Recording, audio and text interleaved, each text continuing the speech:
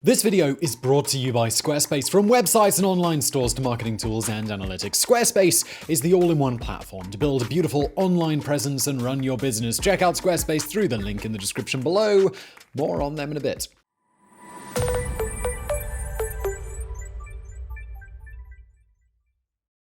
December the 6th, 1917. The port city of Halifax is just beginning to wake up. The harbour is busy with activity. With World War I raging in Europe, Halifax has become an important way station for cargo ships travelling to and from the embattled Allied nations. Suddenly, at 9 a.m., an explosion unlike any the world had ever seen before ripped through the city, flattening buildings, beaching ships, and killing thousands of people. When it was over, Halifax looked like a city that had been bombed from the air. Indeed, many suspected initially that German spies were to blame for the disaster, but the true cause, once it was established, would shock Canada and tie up the courts for years afterwards. All the while, the city of Halifax was left to rebuild as it embarked on one of the most ambitious reconstruction programs in North American municipal history.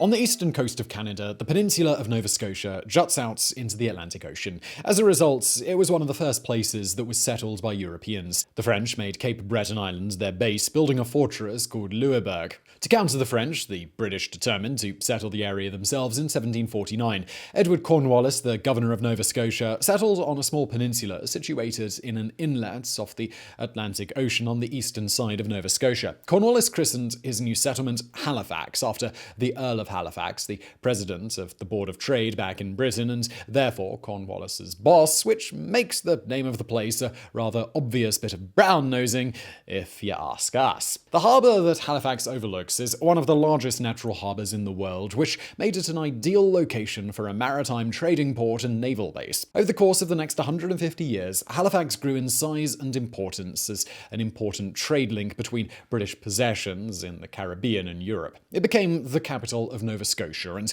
the most prosperous city in Atlantic Canada. But the growth experienced in Halifax during the 19th century was nothing compared to the massive boom that took place in the city over the course of the First World War.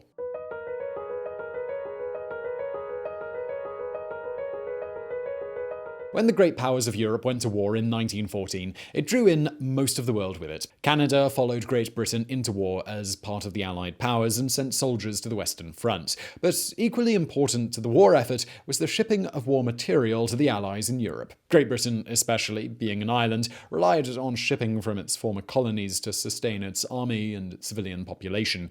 Germany, leading member of the Central Powers who fought against the Allies in the war, recognized the importance of the Atlantic trade route to the Allies and, in an attempt to cripple them, sent a fleet of submarines, known as U-boats, into the ocean to attack merchant ships. To counter the U-boat threat, the Allies organized their merchant ships into convoys protected by naval ships.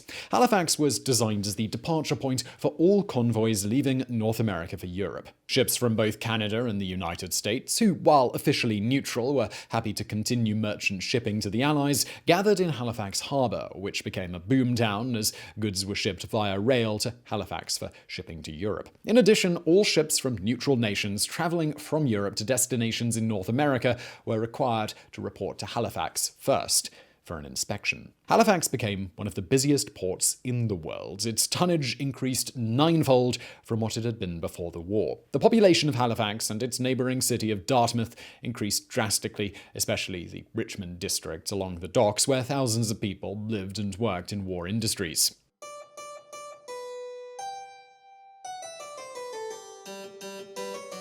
On December 5, 1917, the Norwegian ship SS Imo found itself trapped in Halifax Harbour. It had sailed from the Netherlands to Halifax on its way to New York to pick up relief supplies for the people of Belgium, which had been devastated by the war. It was given permission to leave that day by port authorities, but its load of coal fuel hadn't arrived until late in the afternoon. Being a neutral ship, getting the ship fueled wasn't a high priority. By the time the coal load was taken on board the Imo, the protective anti-submarine nets that stretched across the harbour had been raised for the evening, trapping the ship in Halifax harbour until the following day. Meanwhile, the French cargo ship SS Mont Blanc arrived in Halifax from New York, intending to join a convoy to France, but it didn't arrive until the submarine nets were in place, so it was stuck outside the harbour. The Mont Blanc was fully loaded with the most dangerous cargo imaginable, 3,000 tons of explosives and highly flammable liquid fuel. Before the war, the ship would never have been allowed into Halifax harbour, but the fear of German U-boats had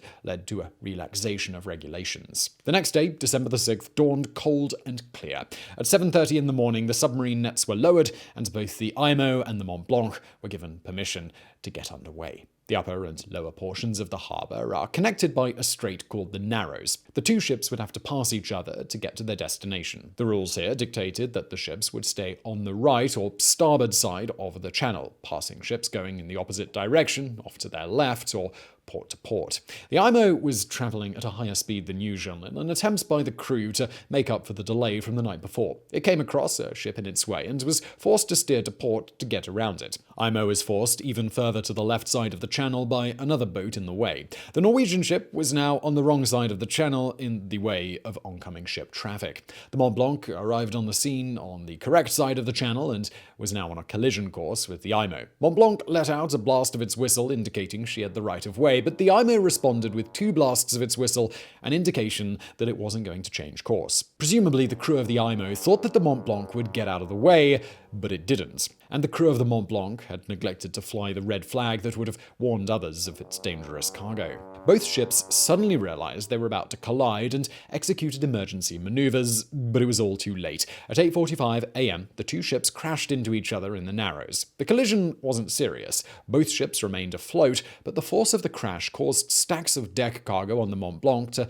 topple over and break open. The deck of the ship was flooded with benzol, a liquid fuel similar to gasoline. The IMO reversed its engines and pulled away, breaking apart from the French ship. As it did so, sparks showered the deck and set the benzol on fire.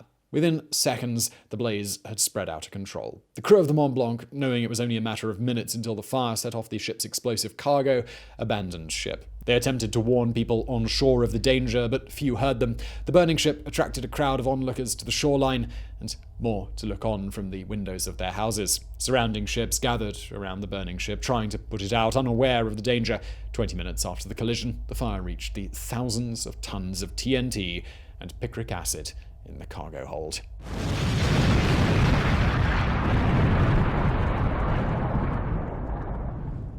And just before we get into the big explosive part of today's video, let's take a quick break so I can tell you about today's sponsor, Squarespace. Now, a couple of simple things. Maybe you've got an idea for a website or a business or something up in your mind and you're thinking, I'd like to try that out. Well, the only way to figure out if that idea is worth doing is to give it a try, to get it out there into the world and see if it's something that people want. And of course, this can be daunting because it's always scary to try new things, but not knowing how to set up a website is not an excuse. There are no excuses available with Squarespace. Squarespace allows you to create a powerful website for whatever you're up to. You want to sell something online? Sure. Easy to set up a store with Squarespace. Or you want to start a podcast? Absolutely. They handle all of that. It all starts on Squarespace with a beautiful template that you can customize to your heart's content, or you can start from scratch, or you can move over from an existing domain, making everything super easy to manage. But my advice would be to just use one of their beautiful templates because, well, chances are, it's going to look better than what you could do. It certainly looks better than what I could do. And once you've gone through the super easy customization process of that template, there are no updates, there's no patches, there's no tech BS to deal with. Plus, you get 24/7 support. I mean, you're probably not going to get stuck because it's all very simple, but just in case you do, there are people there 24 hours a day to help you out. Head to squarespace.com for a free trial, and when you're ready to launch, go to squarespace.com/geographics and you'll save 10% off your first purchase of a website or a domain.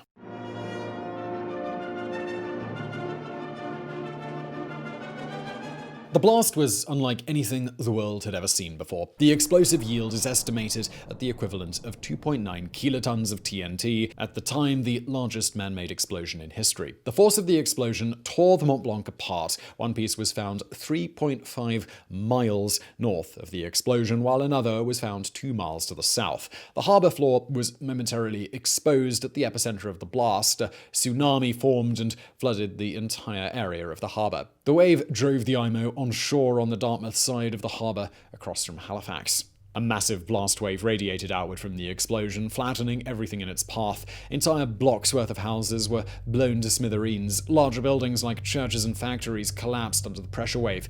People suffered horrific injuries. Many had glass from windows driven into their eyes, rendering them partially or completely blind. Houses collapsed on top of people, trapping them, overturning lamps and stoves, started fires throughout the city, killing trapped citizens who hadn't been killed outright in the explosion.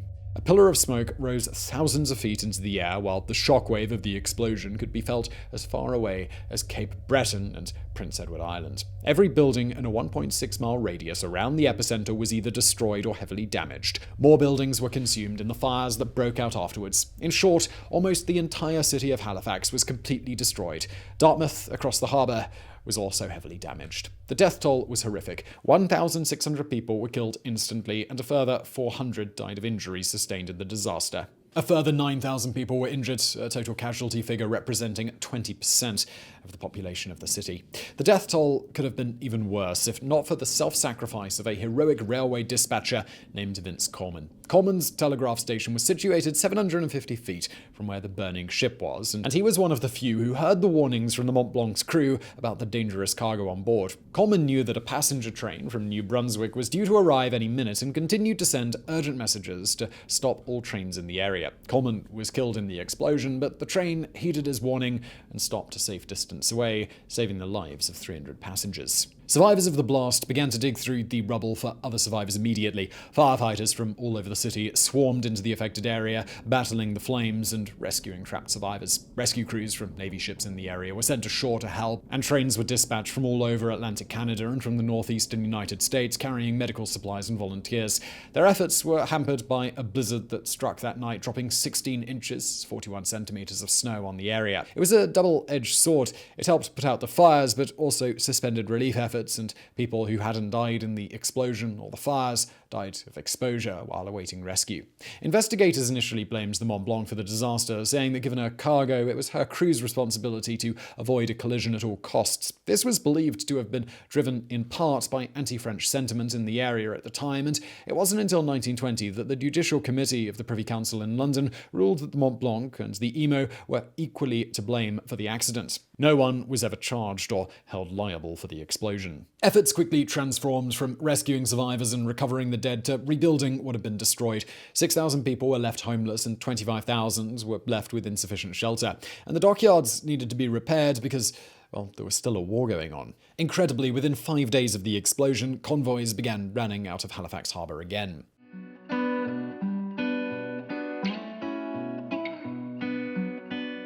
The Richmond district on the north end of Halifax had borne the brunt of the blast, being almost completely levelled. The Halifax Relief Commission, formed within a matter of hours after the disaster, was in charge of reconstruction and relief efforts. It viewed the reconstruction of Richmond as an opportunity to improve the conditions of those living there. Prior to the explosion, Richmond was a working-class neighbourhood that lacked cultural amenities and even paved roads. Utilising the new discipline of urban planning, the Halifax Relief Commission called on designer Thomas Adams to plan a new neighbourhood where Richmond once stood. Adams planned a community of 326 large houses, all facing a tree-lined paved street. Plenty of green space was allowed for in the planning. The neighbourhood is now known as Hydrostone, after the special compressed cement blocks used to construct the new homes, which were strong and fireproof, an important consideration when many wooden houses had just burned down. Not everyone benefited from the reconstruction of the city, however. The black community of Africville, already denied most municipal services due to persistent racism, were not given any of the relief funds, and no new houses were constructed in the neighbourhood. In the 1960s, the area was declared a slum, and all the residents were forcibly displaced and their homes demolished. Meanwhile, the Mi'kmaq First Nations community was flattened by the explosion and the following tsunami. Those who weren't killed were forcibly displaced, put into segregated housing, and then eventually moved throughout Nova Scotia. Their lands, coveted by white developers, was then taken from them.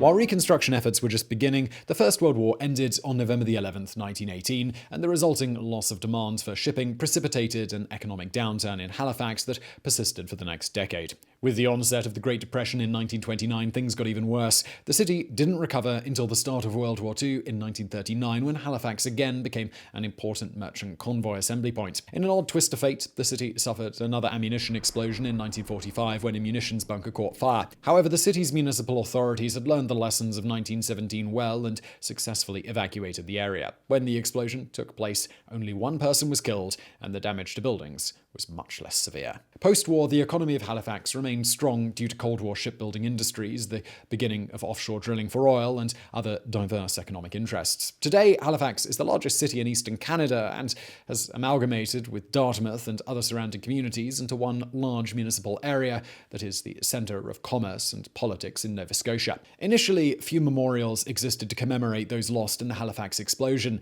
It was an incredibly traumatic event for the survivors, affecting everyone in Halifax, and they just wanted to forget it happened and moved on with their lives. Commemorations weren't done by the city until the 50th anniversary in 1967, and permanent memorials soon followed, including a memorial library and sculptures all over the city, where individual neighbourhoods mounted pieces of the Mont Blanc that had landed there after the explosion. Now, over 100 years later, the survivors of the Halifax explosion are all gone, but the disaster is still remembered as one of the largest non-nuclear explosions in history and one of the worst tragedies in Canadian history. But it is also remembered for how the people of Halifax came together to rescue their trapped fellow citizens, to save the city from burning to ashes, and to rebuild their city into one of the finest in all of Canada.